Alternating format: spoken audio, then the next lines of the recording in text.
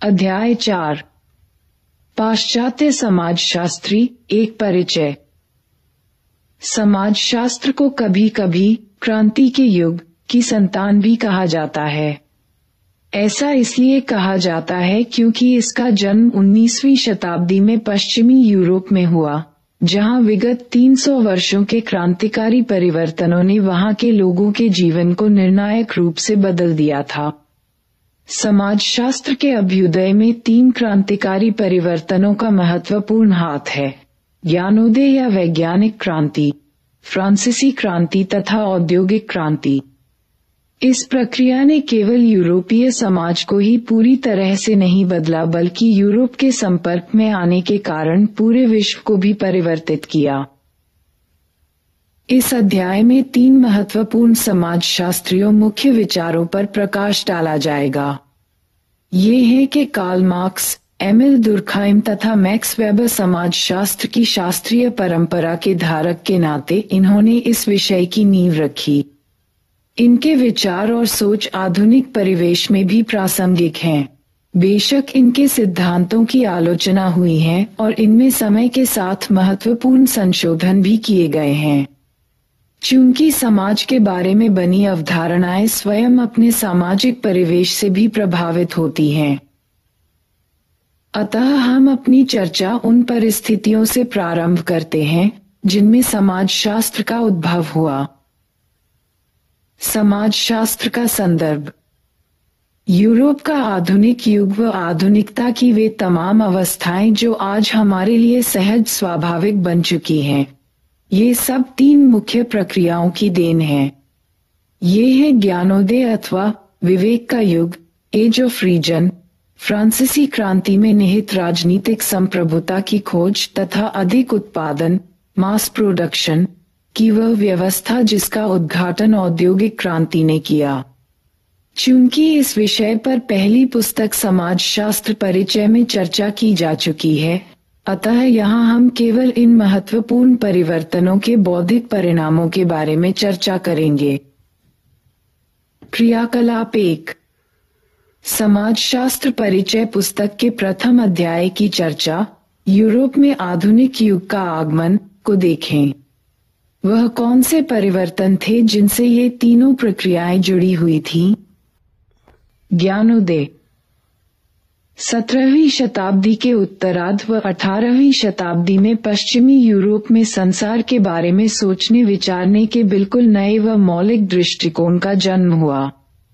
ज्ञानोदय या प्रबोधन के नाम से जाने गए इस नए दर्शन ने जहां एक तरफ मनुष्य को संपूर्ण ब्रह्मांड के केंद्र बिंदु के रूप में स्थापित किया, वहीं दूसरी तरफ विवेक को मनुष्य की मुख्य विशिष्टता का दर्जा दिया।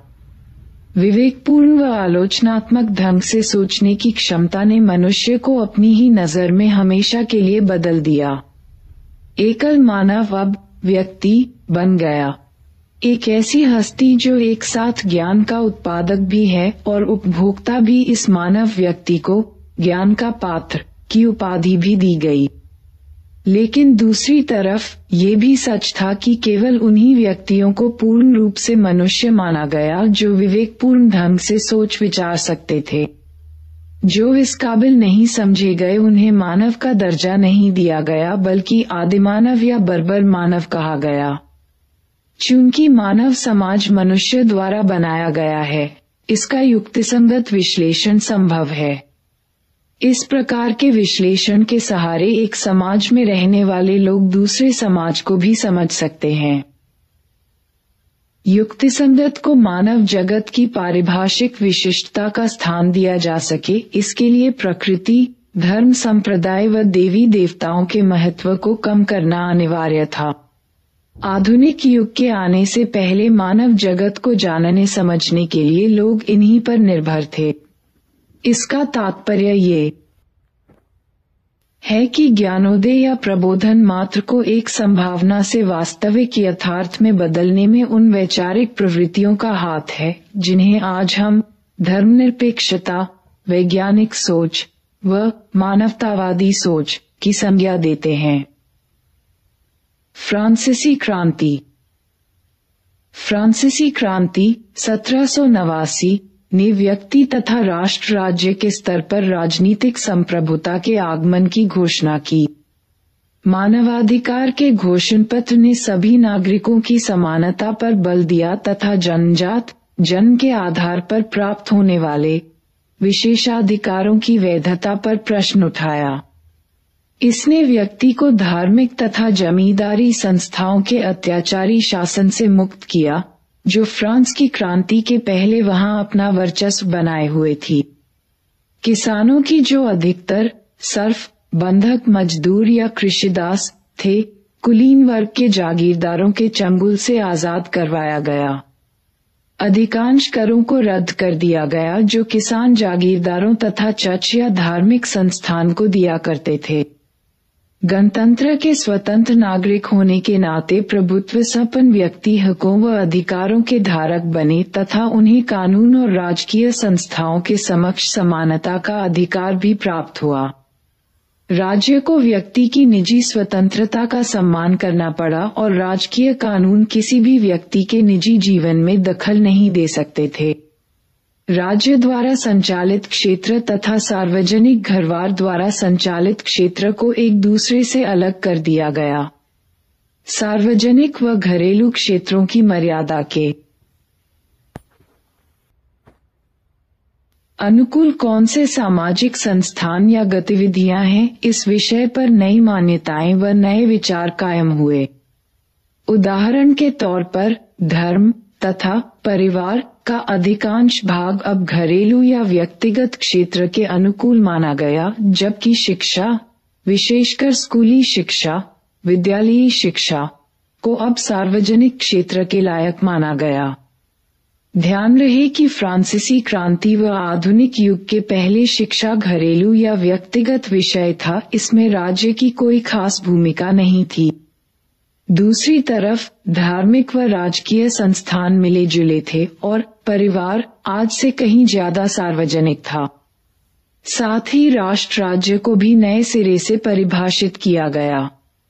अब इसे एक ऐसी प्रभुत्व संपन्न हस्ती माना गया जिसके पास एक केंद्रीकृत शासन तंत्र है। फ्रांसीसी क्रांति के सिद्धांत स्वतंत्रता, समानता तथा बंधुत्व आधुनिक राज्य के नए नारे बने। कि स्पिनिंग जेनी नाम की सूत काटने वाली मशीन ने औद्योगिक क्रांति। आधुनिक उद्योगों की नींव औद्योगिक क्रांति के द्वारा रखी गई, जिसकी शुरुआत ब्रिटेन में 18वीं शताब्दी के उत्तरार्ध तथा 19वीं शताब्दी के प्रारंभ में हुई। इसके दो प्रमुख पहलू थे। पहला, विज्ञान तथा तकनीकी का औद्योगिक उत्पादन में व्यवस्थित प्रयोग, विशेषकर नई मशीनों का आविष्कार तथा ऊर्जा के नए साधनों का औद्योगिक कामों में उपयोग। दूसरा, औद्योगिक क्रांति ने श्रम तथा बाजार को नए ढंग से व बड़े पैमाने पर संगठित करने के तरीके विकसित किए, जैसा कि पहले कभी देखने में नहीं आया था। नई मशीनों जैसे कि स्पिनिंग जेनी नाम की सूत काटने वाली मशीन ने औद्योगिक उत्पादकता को बेशुमार रूप से बढ़ाया। साथ ही ऊर्जा के नए स्रोतों ने, जैसे भाप से चलने वाले इंजन के विभिन्न स्वरूप, उत्पादन प्रक्रिया को सुगम बनाया। इन्हीं प्रक्रियाओं ने विशाल कारखानों की नई औद्योगिक व्यवस्था व अधिक उत्पादन यानी बड़े पैमाने पर औद्योगिक वस्तुओं का निर्माण को जन्म दिया। अब वस्तुओं का उत्पादन बड़े पैमाने पर संपूर्ण विश्व के बाजारों के लिए किया जाने लगा। इन उत्पादों के निर्माण के लिए आवश्यक कच्चा माल भी दुनिया भर से प्राप्त किया जाने लगा। इस प्रकार बड़े पैमाने के आधुनिक उद्योग पूरी दुनिया में छा गए। औद्योगिक क्रांति। आधुनिक उत्पादन व्यवस्था में परिवर्तन होने के कारण सामाजिक जीवन में भी परिवर्तन हुए। शहरी इलाकों में बसे हुए उद्योगों को चलाने के लिए मजदूरों की मांग को उन विस्थापित लोगों ने पूरा किया जो ग्रामीण इलाकों को छोड़ काम की तलाश में शहर आकर बस गए थे। कम तनख्वाह मिलने के कारण अपनी जीविका चलाने के लिए पुरुषों और स्त्रियों को ही नहीं बल्कि बच्चों को भी लंबे समय तक खतरनाक परिस्थितियों में काम करना पड़ता था। आधुनिक उद्योगों ने शहरों को देहात पर हावी होने में मदद दी। कस्बे और छोटे छोटे शहर जनसंख्या निवास के मुख्य स्थान बने। यहाँ ऊंच नीच की विषमताओं में बटा विशाल जनसमूह थोड़े मगर सघन आबादी के भीड़ भाड़ भरे इलाकों में रहने लगा। अमीर व शक्तिशाली लोग शहरों में रहने लगे, लेकिन साथ ही मजदूर वर्ग के गरीब लोग भी उन्हीं शहरों में झुग्गी झोपड़ियों वाली गंदी बस्तियों में। कार्ल मार्क्स 1818-1883 5 मई 1818 को प्रुशिया, जर्मनी के राइनलैंड नामक प्रांत में जन्म संपन्न उदारवादी वकील के पुत्र। 1834-36 बॉन विश्वविद्यालय में कानून का अध्ययन, तत्पश्चात बर्लिन विश्वविद्यालय में अध्ययन जहां युवा हेगेलियन से प्रभावित। 1841 जेना विश्वविद्यालय से दर्शन शास्त्र में डॉक्टरेट का शोधपत्र पूरा किया। जेनी वॉन वेस्टफेलन से विवाह कर पेरिस में बस गए। पेरिस में फ्रेडरिक एंगल्स से मुलाकात, मित्र बने जीवन पर्यंत। 1843 1844 1847 इंटरनेशनल वर्किंग मेंस एसोसिएशन द्वारा उनको संगठन के लक्ष्य तथा उद्देश्यों का दस्तावेज तैयार करने के लिए आमंत्रित किया गया। यह मार्क्स तथा एंगल्स द्वारा संयुक्त रूप से लिखा गया तथा इसका प्रकाशन manifesto of the communist party 1948 के नाम से हुआ। 1849 देश निकाला, मृत्यु पर्यंत इंग्लैंड में निवास। 1852 the 18th Brumaire of Louis Bonaparte का प्रकाशन। 1859 a contribution to the critique of political economy का प्रकाशन। 1867 कैपिटल प्रथम खंड प्रकाशित। 1881 जेनी वॉन वेस्टफेलन की मृत्यु। 1883 मार्क्स का निधन तथा लंदन हाईगेट सीमेट्री में दफनाए गए।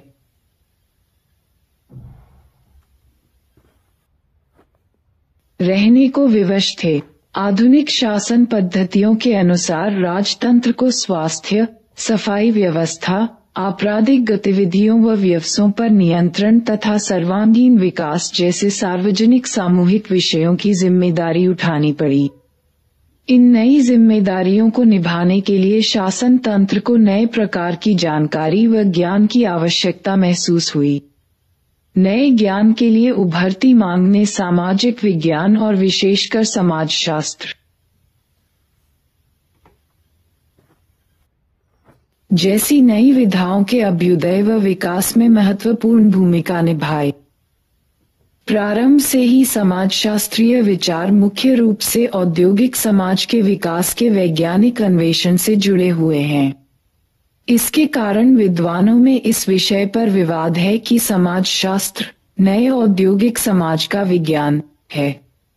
अनुभव को आधार बनाकर सामाजिक तौर तरीकों पर वैज्ञानिक विचार विमर्श तभी संभव हुआ जब आधुनिक औद्योगिक समाज की शुरुआत हुई। किसी भी समाज को समझने का आधार वहां के राज्य द्वारा तैयार की गई वैज्ञानिक सूचना बनी जो इसके सामाजिक संकायों की देखरेख करती है। समाजशास्त्रीय सिद्धांत इसी चिंतन मनन का परिणाम है। कार्ल मार्क्स जर्मनी के निवासी थे, परंतु देश से निकाले जाने के कारण उन्होंने अपना अधिकतम समय ब्रिटेन में बिताया।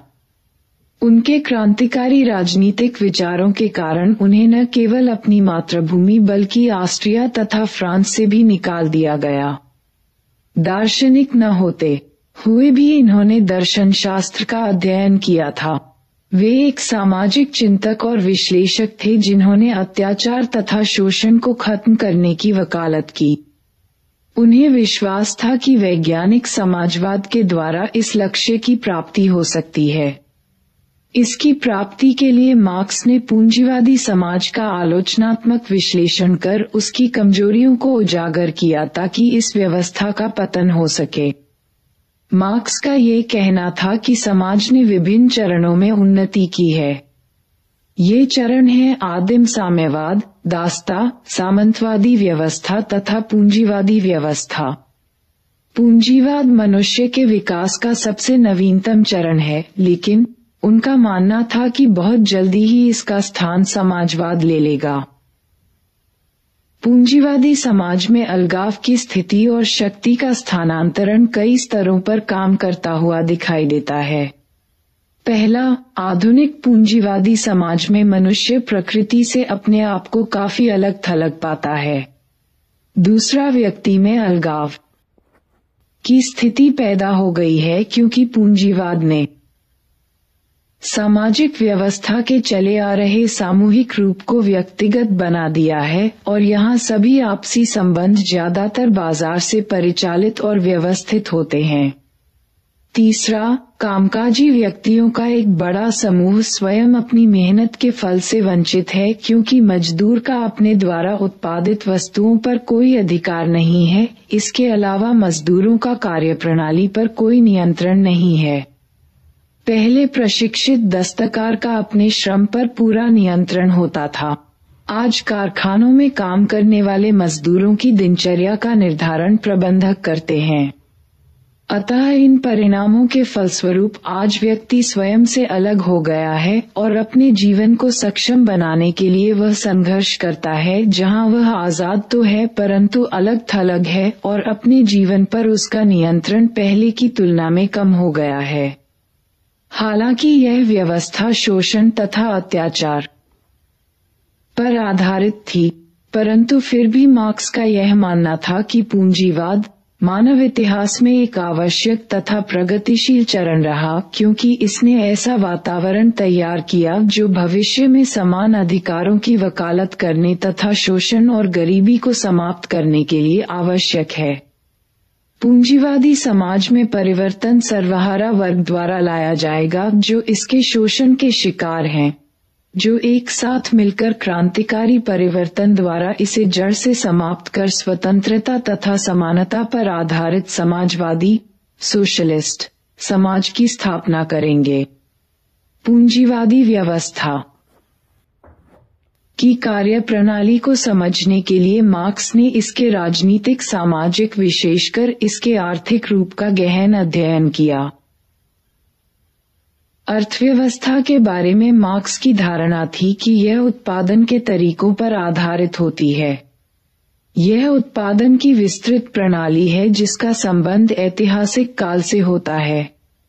आदिम साम्यवाद, दास प्रथा, सामंतवाद, पूंजीवाद, ये सब उत्पादन की व्यवस्थाएं हैं।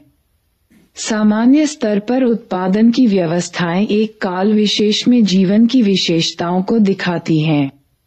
विशिष्ट स्तर पर हम उत्पादन की व्यवस्था को एक इमारत की तरह ले सकते हैं। जैसे एक इमारत में एक आधार या नींव होती है जिस पर इमारत खड़ी होती है और फिर एक ढांचा जो इस नींव पर खड़ा किया जाता है। इसी प्रकार यहाँ पर नींव या अर्थव्यवस्था का आधार प्राथमिक तौर पर आर्थिक होता है और इसमें उत्पादक शक्तियाँ और उत्पादन संबंध शामिल होते हैं। यहाँ उत्पादक शक्तियों से तात्पर्य उत्पादन के उन सभी साधनों से है, जैसे भूमि, तकनीक, ऊर्जा के विभिन्न साधन, बिजली, मजदूर, कोयला, पेट्रोलियम आदि।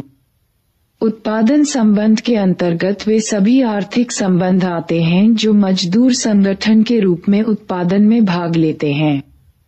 उत्पादन संबंध संपत्ति संबंधी भी होते हैं क्योंकि ये स्वामित्व अथवा उत्पादन के साधनों पर नियंत्रण से संबंधित होते हैं। उदाहरण के तौर पर आदिम साम्यवाद में उत्पादन के तरीकों के अंतर्गत मुख्यतः प्रकृति, जंगल, भूमि, जानवर इत्यादि आते हैं। इसमें तकनीक के आदिम तरीकों का इस्तेमाल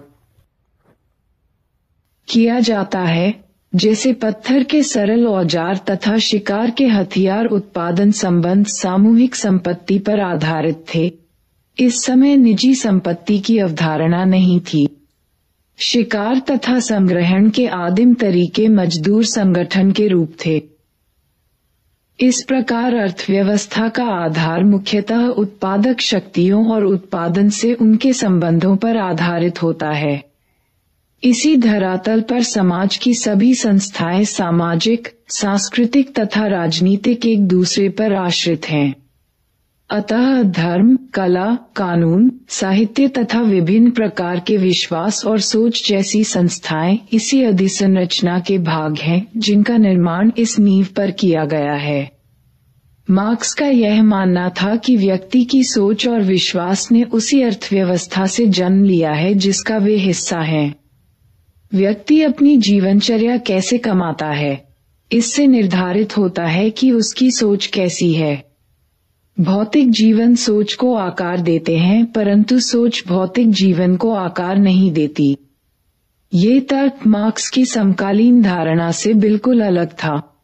उस समय यह प्रचलित था कि मनुष्य जैसा चाहे वैसा सोचने के लिए स्वतंत्र है, क्योंकि विचार ही दुनिया को आकार देते हैं।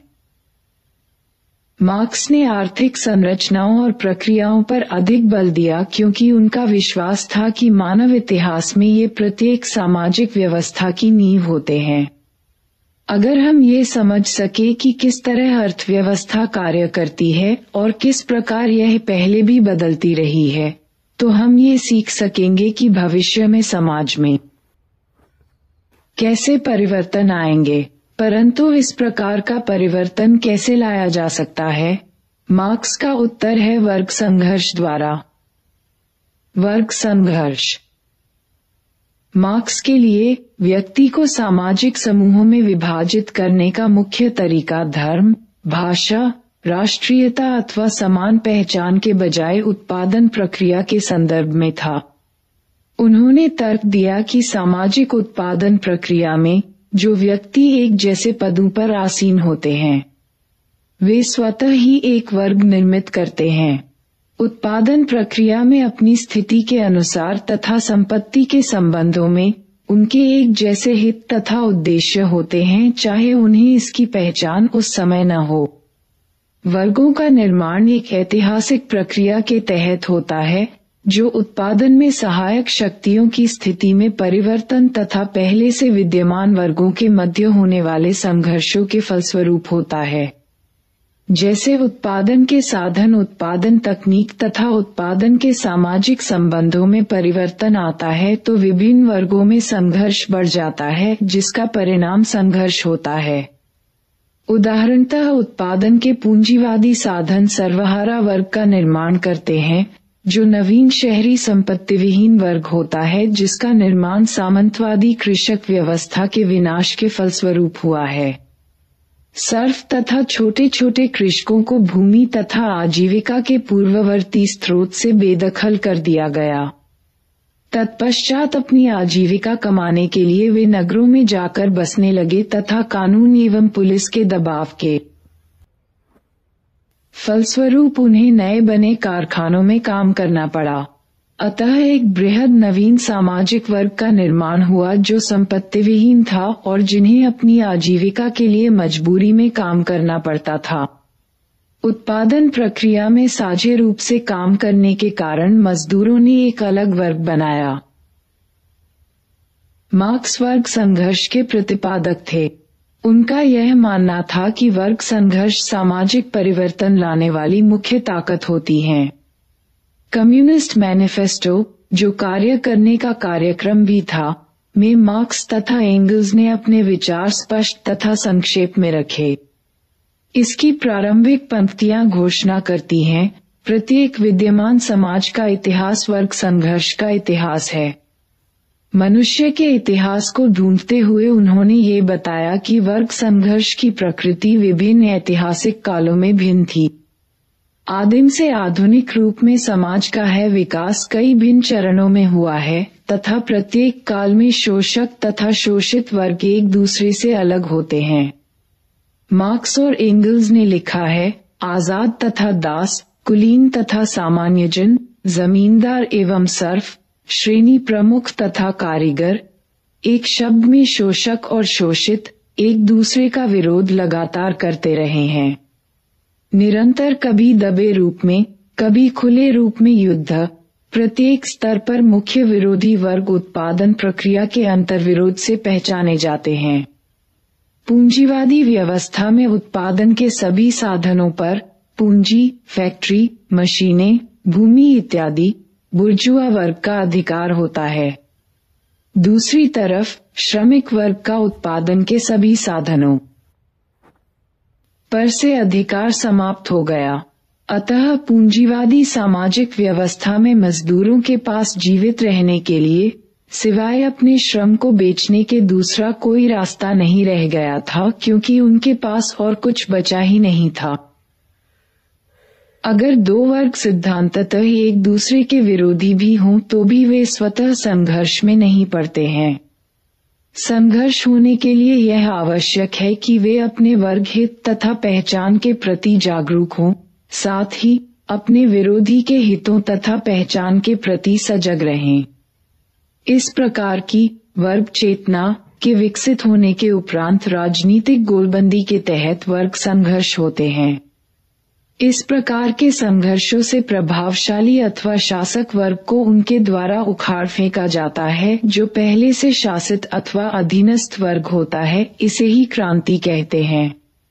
मार्क्सवादी सिद्धांत के तहत आर्थिक प्रक्रियाओं से विरोधों का जन्म होता है जो आगे चलकर वर्ग संघर्ष को जन्म देता है, परंतु आर्थिक प्रक्रियाएं स्वतः क्रांति का नेतृत्व नहीं करती, बल्कि सामाजिक तथा राजनीतिक प्रक्रियाएं भी समाज को पुनर्तः परिवर्तित करने के लिए आवश्यक होती हैं।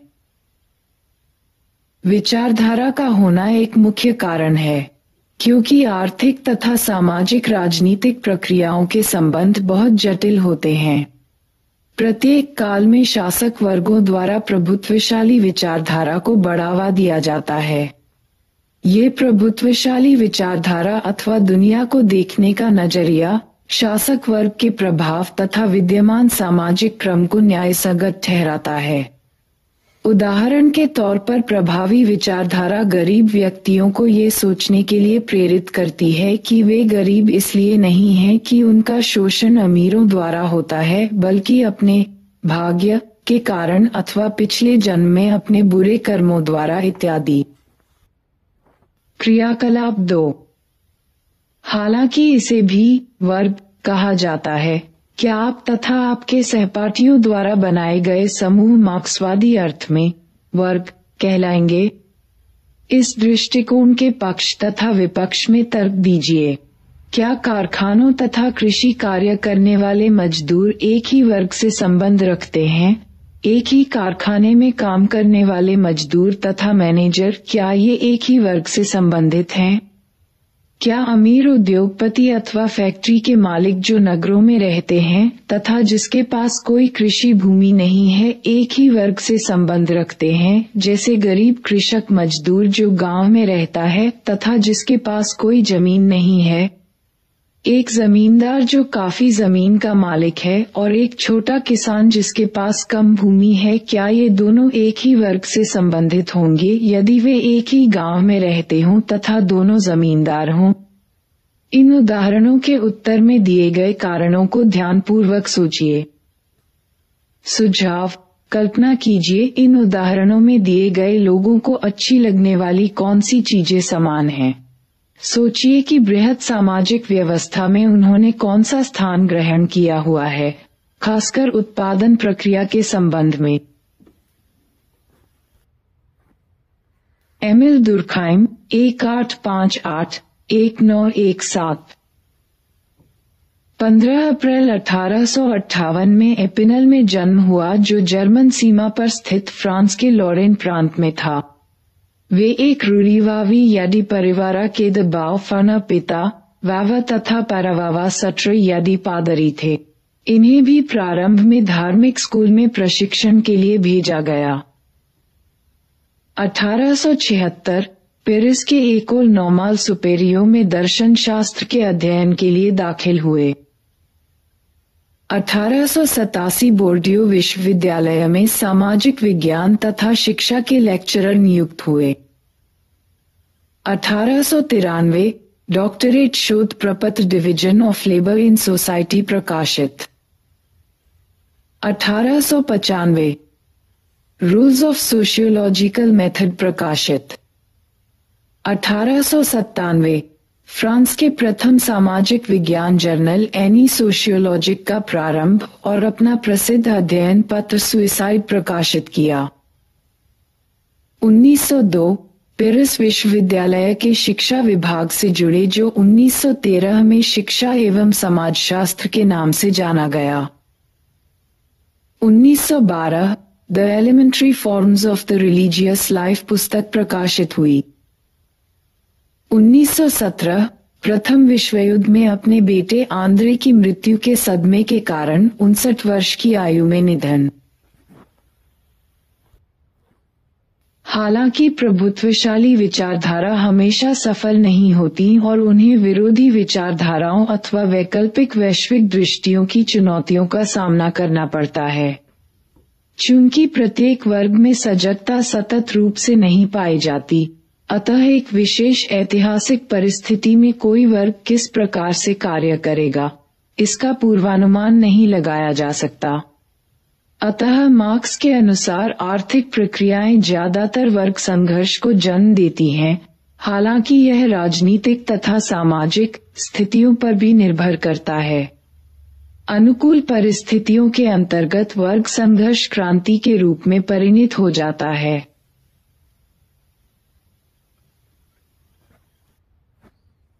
एमिल दुर्खाइम को समाजशास्त्र के औपचारिक संकाय का संस्थापक माना जा सकता है, क्योंकि वे सन 1913 में पेरिस में समाजशास्त्र के पहले प्रोफेसर थे। रूढ़िवादी यहूदी परिवार में जन्मे दुर्खाइम को रेब्बिनिकल विद्यालय, धार्मिक यहूदी विद्यालय में प्रारंभिक शिक्षा के लिए भेजा गया। 1876 में जब उन्होंने इकोल नॉर्माल सुपीरियर में प्रवेश लिया, तब अपने धार्मिक अभिविन्यास से संबंध विच्छेद कर अपने आप को नास्तिक घोषित कर दिया। लेकिन फिर भी उनके नैतिक पोषण का उनके समाजशास्त्रीय चिंतन पर गहरा प्रभाव पड़ा। किसी भी समाज की मुख्य विशेषता उसकी नैतिक संहिताएं होती हैं, जो व्यक्तिगत आचरण को निर्धारित करती हैं। एक धार्मिक परिवार से आने के कारण धर्म संबंधित धर्मनिरपेक्ष चिंतन उन्हें बेहद प्रिय था, जिसको वे विकसित करना चाहते थे। अपनी इस इच्छा की पूर्ति वे अपनी आखिरी पुस्तक the elementary forms of the religious life में कर पाए। दुर्खाइम के लिए समाज एक सामाजिक तथ्य था, जिसका अस्तित्व नैतिक समुदाय के रूप में व्यक्ति से ऊपर था। वे बंधन जो मनुष्य को समूहों के रूप में आपस में बांधते थे, समाज के अस्तित्व के लिए निर्णायक थे। ये बंधन अथवा सामाजिक एकता व्यक्ति पर दबाव डालते हैं, ताकि वह समूह के मानदंडों तथा अपेक्षाओं के अनुरूप हो। ये व्यक्ति के व्यवहार प्रतिमानों को बाधित करते हैं तथा विविधताएं एक छोटे दायरे में सिमट जाती हैं। सामाजिक क्रियाओं में विकल्पों को सीमित करने का आशय ये था कि सामाजिक व्यवहार का पूर्वानुमान संभव था, क्योंकि व्यवहार प्रतिमान के साथ होता था। इस प्रकार अवलोकित व्यवहार के प्रतिमान को देखकर मानदंडों, संहिताओं तथा सामाजिक एकता को पहचाना जा सकता था, जो उन्हें नियंत्रित करते थे। अतः दूसरे प्रकार की अमूर्त चीजों का अस्तित्व, जैसे विचारों, मानदंडों, मूल्यों इत्यादि को मनुष्य के सामाजिक व्यवहार के प्रतिमान के अध्ययन से आनुभविक रूप से सत्यापित किए जा सकते हैं, क्योंकि वे समाज में एक दूसरे से संबंधित हैं। दुर्खाइम के अनुसार सामाजिकता को आचरण की संहिताओं में पाया जा सकता था, जो व्यक्ति पर सामूहिक समझौते के तहत जबरदस्ती थोपे जाते थे। ये जीवन के दैनिक क्रियाकलापों में देखे जा सकते थे। समाज की वैज्ञानिक समझ, जिसे दुर्खाइम विकसित करना चाहते थे, वह नैतिक तथ्यों की मान्यता पर आधारित थी। उन्होंने लिखा, नैतिक तथ्य अन्य तथ्यों की तरह घटित होते हैं। वे क्रिया के नियमों से बने हैं जो विशेष गुणों द्वारा पहचाने जाते हैं। उनका अवलोकन, वर्णन तथा वर्गीकरण किया जा सकता है और वे विशेष कानूनों के द्वारा समझाए जा सकते हैं। दुर्खाइम 1964, 32। नैतिक संहिताएं विशेष सामाजिक अवस्थाओं की अभिव्यक्ति थीं। अतः एक समाज की नैतिकता दूसरे समाज के लिए अनुपयुक्त थी। अतः दुर्खाइम के अनुसार नैतिक संहिताओं से सामाजिक परिस्थितियों की व्युत्पत्ति हो सकती है। इसने समाज शास्त्र को प्राकृतिक विज्ञान के समान बना दिया तथा उनके ये बृहत उद्देश्य समाज शास्त्र को एक वैज्ञानिक संकाय के रूप में स्थापित करने के बहुत निकट थे। दुर्खाइम की समाजशास्त्रीय दृष्टि। दुर्खाइम की दृष्टि में समाजशास्त्र में एक नवीन वैज्ञानिक संकाय के रूप में दो मुख्य विशेषताएं हैं। प्रथम, समाजशास्त्र की विषय वस्तु सामाजिक तथ्यों का अध्ययन दूसरे विज्ञानों की तुलना से भिन्न था। समाजशास्त्र अपने आप से अनन्य रूप से संबंधित था, जिसे उन्होंने उद्गामी स्तर अर्थात जटिल सामूहिकता का जीवन स्तर कहा, जहां सामाजिक प्रघटनाओं का उद्भव हो सकता है। ये प्रघटनाएं उदाहरणतः सामाजिक संस्थाएं जैसे धर्म अथवा परिवार अथवा सामाजिक मूल्यों जैसे दोस्ती अथवा देशभक्ति इत्यादि हैं, जो कि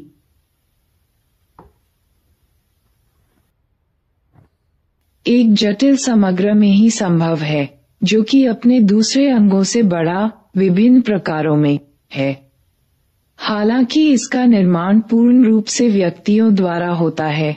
एक सामूहिक सामाजिक पहचान फुटबॉल अथवा क्रिकेट टीम में मात्र 11 व्यक्तियों के समूह से अलग तथा अधिक होती है। सामाजिक पहचान जैसे टीम, राजनीतिक पार्टियां, स्ट्रीट गिरोह, धार्मिक समुदाय, राष्ट्र इत्यादि व्यक्ति के स्तर से नहीं अपितु अन्य वास्तविकताओं के स्तर से संबंधित होते हैं। यही वह उद्गम स्तर है जिसका अध्ययन समाजशास्त्री करते हैं। दुर्खाइम के समाजशास्त्रीय दृष्टिकोण की दूसरी महत्वपूर्ण विशेषता थी, अन्य प्राकृतिक विज्ञानों की तरह इसे भी आनुभविक विषय होना चाहिए था। ये वास्तव में एक कठिन दावा था, क्योंकि सामाजिक प्रघटनाएं अपनी प्रकृति में ही अमूर्त होती हैं। हम सामूहिक पहचान के रूप में जैन समुदाय अथवा बंगाली अथवा मलयाली या मराठी बोलने वाले समुदाय अथवा नेपाली या मित्र राष्ट्र के समुदायों को देख नहीं सकते। कम से कम हम उन्हें उसी तरह सीधे रूप में नहीं देख सकते जिस प्रकार से हम एक पेड़ या लड़का या बादल को देख सकते हैं। यदि सामाजिक प्रघटना छोटी हो तो भी, जैसे एक परिवार अथवा नाट्य समूह, हम सीधे तौर पर उन व्यक्तियों को देखते हैं जो इस सामूहिकता का निर्माण करते हैं। हम सामूहिकता को नहीं देख सकते।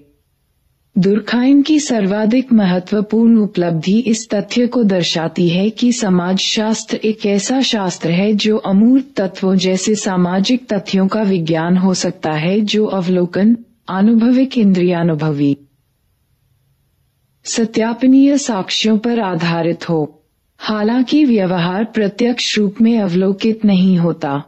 सामाजिक तथ्यों को अप्रत्यक्ष रूप से व्यवहार के प्रतिमान में अवलोकित किया जा सकता है।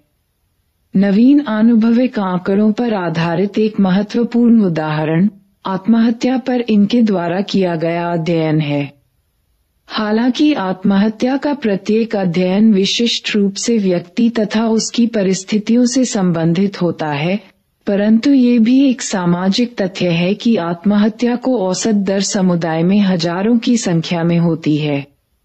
अतः सामाजिक तथ्य का अवलोकन सामाजिक व्यवहार से और मुख्यतः सामाजिक व्यवहार के कुल प्रतिमानों से किया जा सकता है। अतः सामाजिक तथ्य क्या है? सामाजिक तथ्य वस्तुओं की तरह होते हैं। वे व्यक्ति के लिए बाह्य होते हैं, परंतु उनके आचरण को बाधित करते हैं। कानून, शिक्षा तथा धर्म जैसी संस्थाएं सामाजिक तथ्यों का गठन करती हैं। सामाजिक तथ्य सामूहिक प्रतिनिधान होते हैं जिनका उद्भव व्यक्तियों के संगठन से होता है। वे व्यक्ति विशिष्ट के लिए न होकर सामान्य प्रकृति के होते हैं और व्यक्तियों से स्वतंत्र होते हैं। मान्यताएं, संवेदनाएं अथवा सामूहिक मान्यताएं इसके कुछ उदाहरण हैं। समाज में श्रम विभाजन। अपनी पहली पुस्तक division of labour in society में दुर्खाइम ने समाज के आदिम से आधुनिक तक के उद्विकास की प्रक्रिया के विश्लेषण की अपनी विधि को स्पष्ट किया है। उन्होंने समाज का वर्गीकरण सामाजिक एकता की प्रकृति के आधार पर किया जो उस समाज में विद्यमान थी। उन्होंने तर्क दिया कि जहां आदिम समाज का संगठन यांत्रिक एकता पर आधारित था, वहीं आधुनिक समाज का आधार सावयवी एकता पर आधारित था। यांत्रिक एकता का आधार व्यक्तिगत एकरूपता होती है तथा ये कम जनसंख्या वाले समाजों में पाई जाती है।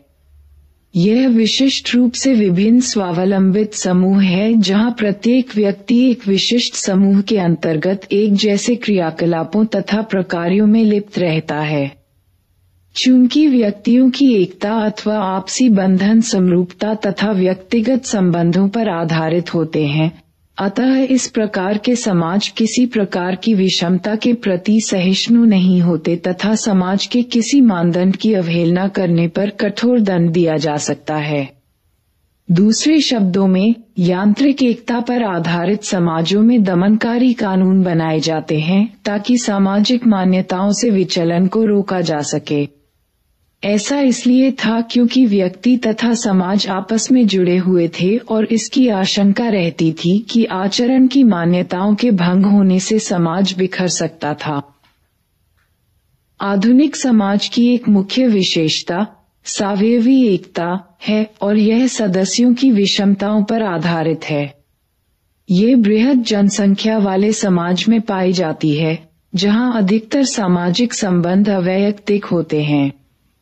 इस प्रकार के समाज का आधार संस्थाएं होती हैं और इसका प्रत्येक घटक अथवा इकाई अपने आप में स्वावलंबी न होकर अपने उत्तरजीवी की दूसरी इकाई अथवा समूह पर आश्रित होती हैं।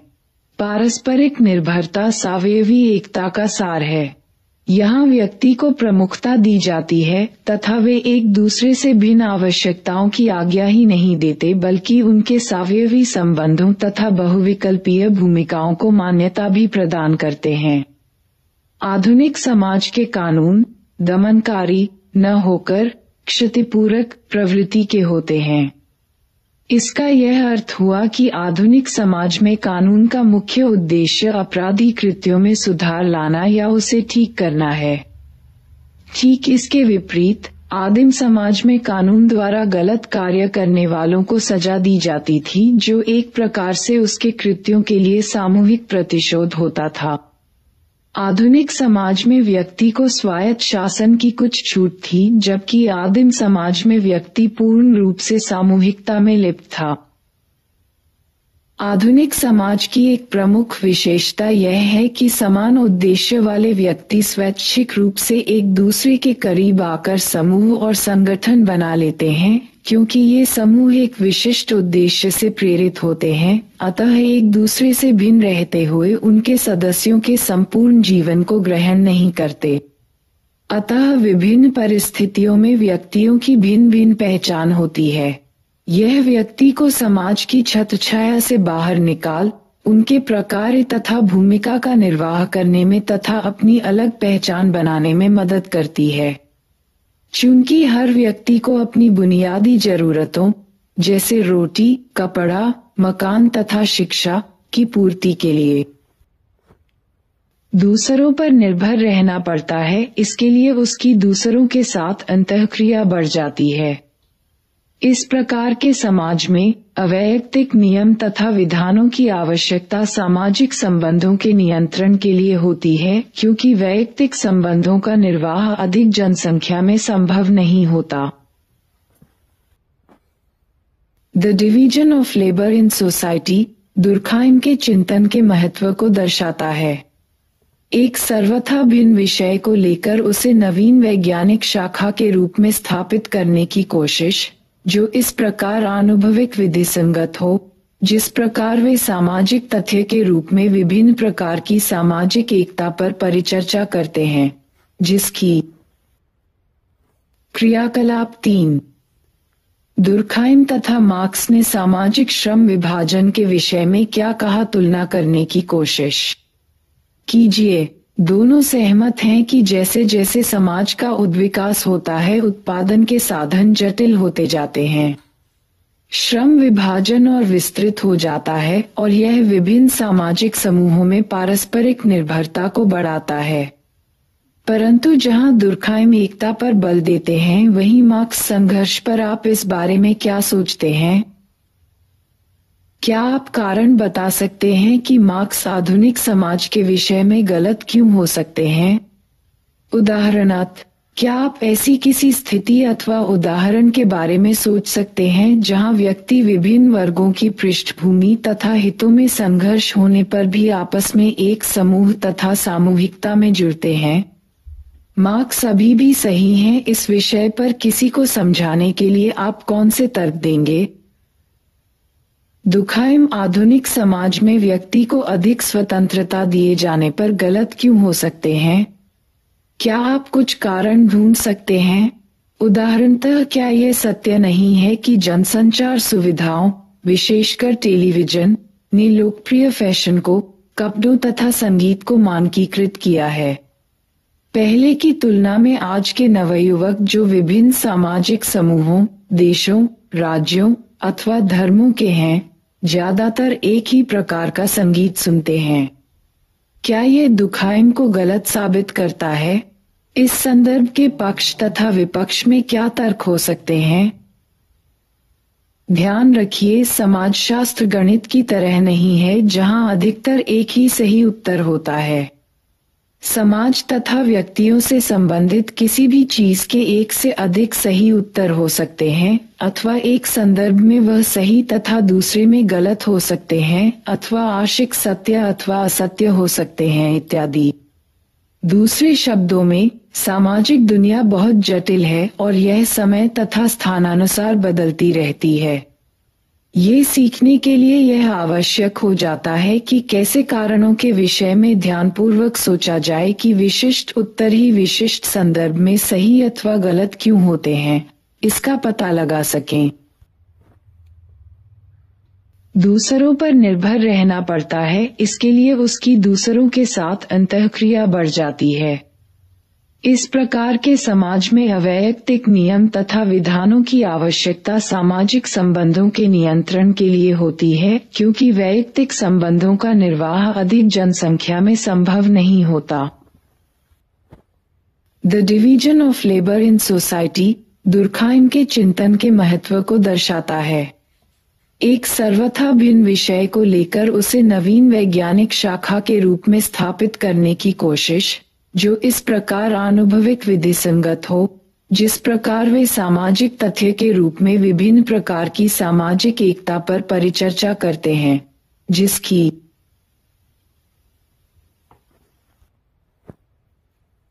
बिल्कुल स्पष्ट अभिव्यक्ति सामाजिक एकता में होती है। उनके उद्देश्य तथा सामाजिक संबंधों के धर्मनिरपेक्ष विश्लेषण, जो विभिन्न समाजों में विद्यमान होते हैं, ने समाजशास्त्र को समाज में एक नवीन विज्ञान के रूप में स्थापित करने की नींव डाली। Max weber 1864-1920। मैक्स वेबर का जन्म 21 अप्रैल 1864 को एरफर्ट, जर्मनी के एक पर्शियन परिवार में हुआ।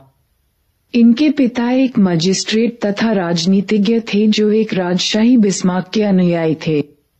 इनकी माता हेडेलबर्ग के विशिष्ट उदार परिवार से संबंधित थीं। 1882, 1884, 1889 कानून की शिक्षा के लिए हेडेलबर्ग गए। गोटिजेन तथा बर्लिन विश्वविद्यालयों में अध्ययन। डॉक्टरेट शोध प्रपत्र a contribution to the history of medieval business organisations जमा किया। 1891 में नियुक्ति। Habilitation शोधपत्र Roman agrarian history and the significance for public and private law जमा किया, शिक्षण के लिए आवश्यक। 1893 मैरियान शिंत्जर से विवाह। 1894-96 प्रोफेसर अर्थशास्त्र के रूप में पहले फ्रेबर्ग तथा बाद में हेडलबर्ग। 1897-1901 तंत्रिका भंग होने के कारण गंभीर रूप से बीमार, कार्य करने में असमर्थ, रोम चले गए। 1901 शिक्षण के क्षेत्र में पुनः लेखन। 1903 archives for social science and social welfare के सह संपादक। 1904 अमेरिका भ्रमण, the Protestant ethic and the. 1918 1919 Vienna में विशेष रूप से स्थापित समाजशास्त्र विभाग का कार्यभार संभाला। म्यूनिख विश्वविद्यालय में प्रोफेसर अर्थशास्त्र के रूप में नियुक्ति। निधन 1920 स्पिरिट ऑफ कैपिटलिज्म का प्रकाशन। इनकी मृत्यु के पश्चात ही इनके अधिकतर लेखन कार्यों का प्रकाशन तथा अनुवाद हुआ। ये है the Protestant ethic and the spirit of capitalism 1930 from Max Weber essays in sociology. 1946 Max Weber on the methodology of social sciences.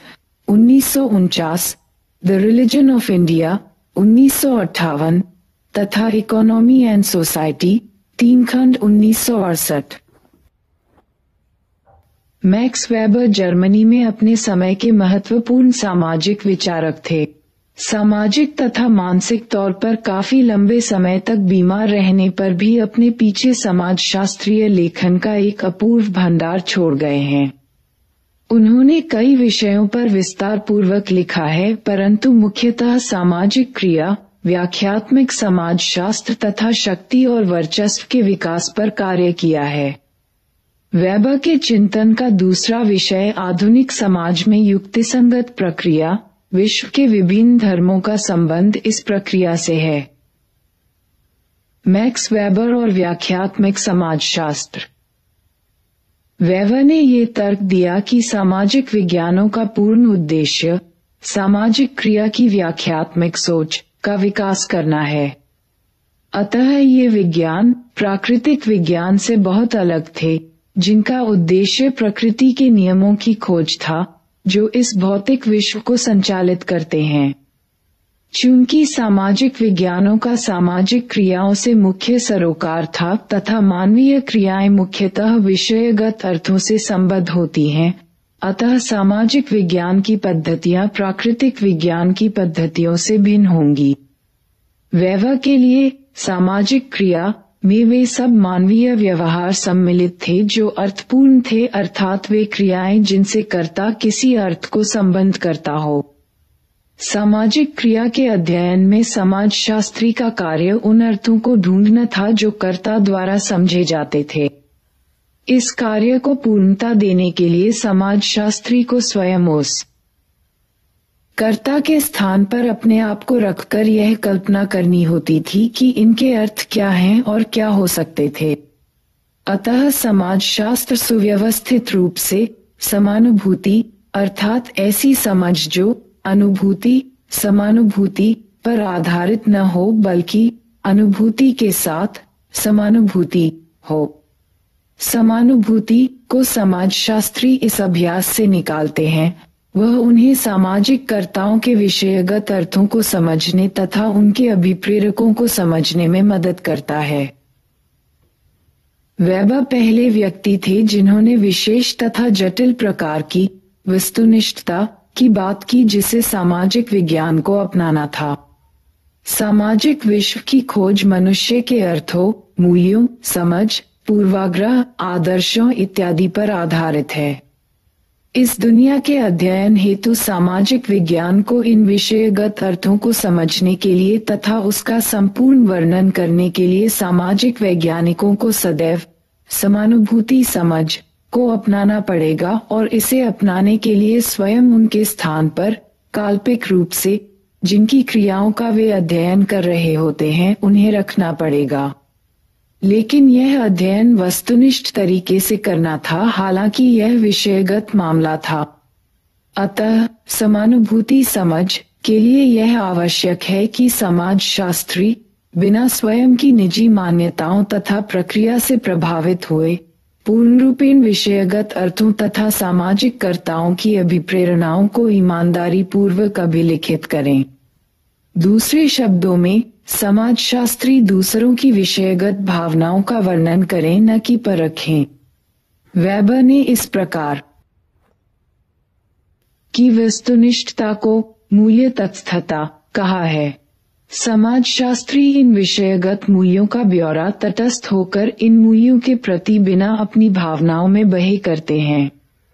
Weber ने ये बताया कि यह बेहद कठिन था, क्योंकि सामाजिक वैज्ञानिक समाज के सदस्य भी होते हैं और उनकी अपनी मान्यताएं तथा पूर्वाग्रह होते हैं।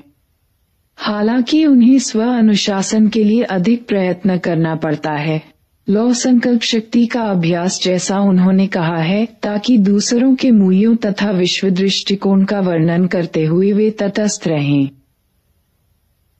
समानुभूत समझ के अतिरिक्त वेबर ने समाजशास्त्र के लिए एक अन्य पद्धतिशास्त्रीय उपकरण आदर्श प्रारूप की बात की।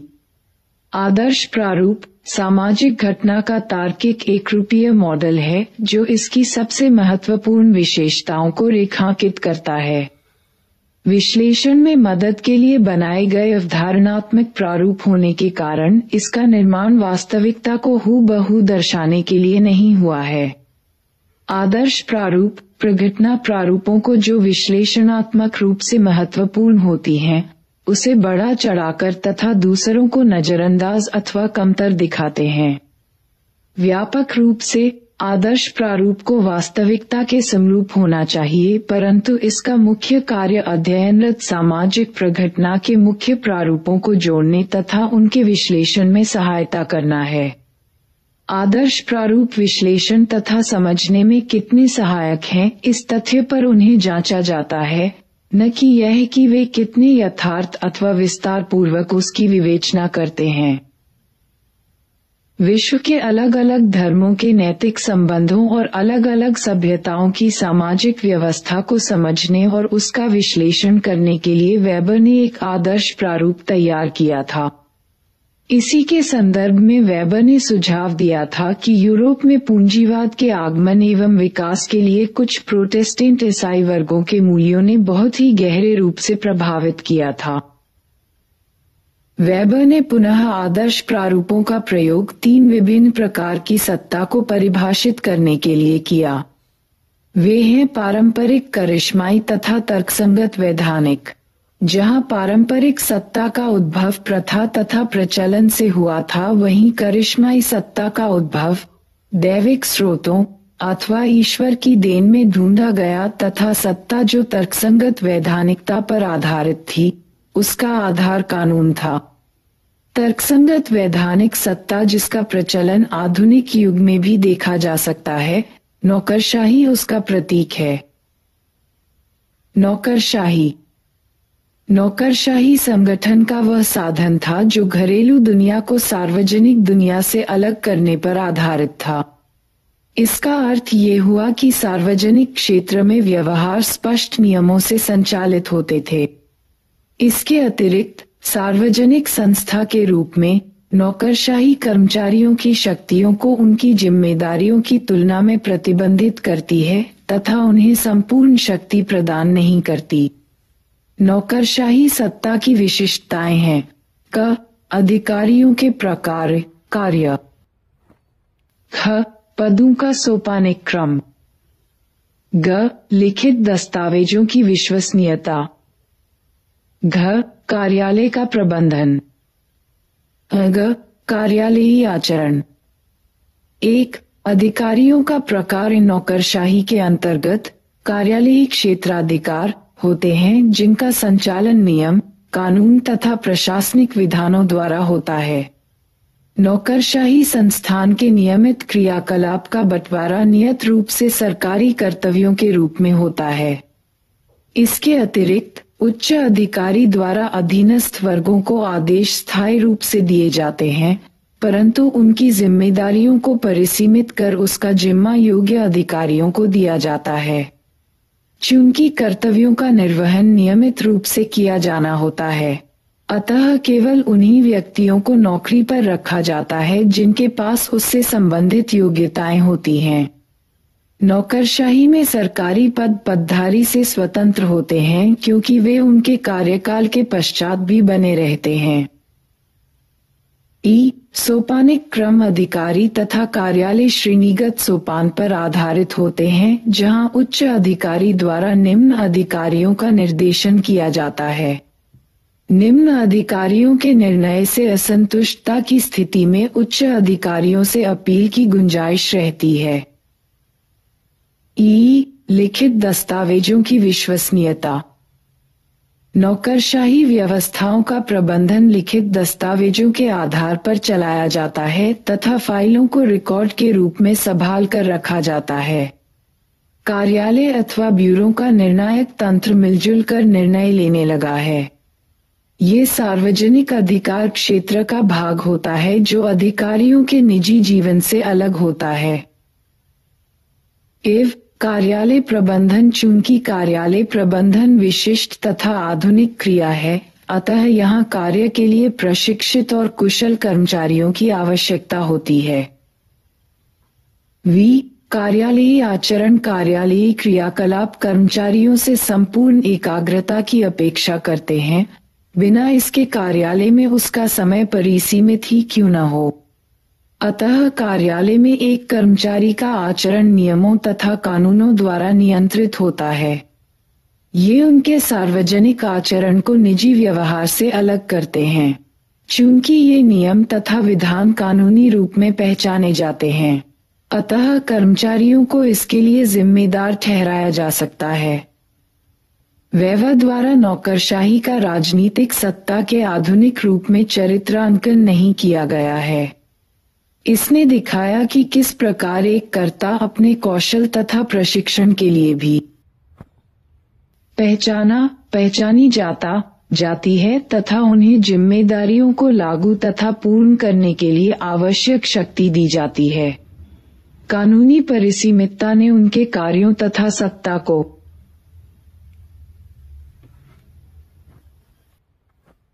अनियंत्रित शक्तियों को सीमित कर कर्मचारियों को अपने सेवार्थियों के प्रति जिम्मेदार बनाया, क्योंकि वह कार्य सार्वजनिक क्षेत्र में पूरा किया जाता था। क्रियाकलाप 4। आप किस हद तक सोचते हैं कि कहां तक निम्नलिखित समूहों अथवा गतिविधियों में चैब के अर्थों में नौकरशाही सत्ता का प्रयोग हुआ है? आपकी कक्षा। आपका विद्यालय। Football team. एक गांव की पंचायत समिति। लोकप्रिय अभिनेता के प्रशंसकों का संघ। ट्रेन अथवा यस में रोजाना सफर करने वाले लोगों का समूह। सामूहिक परिवार। ग्रामीण समुदाय। जहाज का क्रू। अपराधियों का गिरोह। धार्मिक नेता के अनुयायी। सिनेमा घर में सिनेमा देखते हुए लोग। आपकी चर्चा के आधार पर किस समूह को आप नौकरशाही के रूप में पहचानेंगे? आप पक्ष तथा विपक्ष दोनों तथ्यों पर चर्चा कीजिए तथा जो आपसे असहमत हों उन्हें ध्यानपूर्वक सुनिए। शब्दावली। अलगाव पूंजीवादी समाज में ऐसी प्रक्रिया जिसके अंतर्गत मनुष्य प्रकृति से अथवा अजनबी बना दिया जाता है, अन्य मनुष्यों से, उनके कार्य तथा उत्पाद से स्वयं को दूर महसूस करता है। ज्ञानोदय 18वीं शताब्दी के यूरोप का ऐसा समय जब दार्शनिकों ने धार्मिक सिद्धांतों की सर्वमान्यता को एक सिरे से नकार दिया, सत्य के लिए कारण को मुख्य माना तथा मनुष्य को उस कारण का एकमात्र निमित्त माना गया। सामाजिक तथ्य सामाजिक वास्तविकता का एक पक्ष जो आचरण तथा मान्यताओं के सामाजिक प्रतिमान से संबंधित है, जो व्यक्ति द्वारा बनाया नहीं गया है परंतु उनके व्यवहार पर दबाव डालता तथा उन्हें प्रभावित करता है। उत्पादन के साधन भौतिक उत्पादन की एक प्रणाली जो एक लंबे समय तक चलती है। प्रत्येक उत्पादन का साधन अपने उत्पादन के तरीकों, उदाहरण तकनीकी तथा उत्पादन संगठन के प्रकार, तथा उत्पादन से उसके संबंधों से, उदाहरण दासत्व, सर्फ, दैनिक मजदूर, पहचाना जाता है। ऑफिस, नौकरशाही के संदर्भ में, सरकारी पद अथवा औपचारिक शक्ति तथा निर्वैयक्तिक स्थिति जहां शक्तियां तथा कर्तव्य परिलक्षित होते हैं। ऑफिस का अलग अस्तित्व होता है जो व्यक्ति से संबंधित नहीं होता। इसी शब्द के अन्य अर्थ से भिन्न जो वास्तविक नौकरशाही संस्था अथवा उसकी वास्तविक भौतिक स्थिति को इंगित करता है। उदाहरण, पोस्ट ऑफिस, पंचायत ऑफिस, प्रधानमंत्री ऑफिस, मेरे पिता अथवा माता का ऑफिस इत्यादि।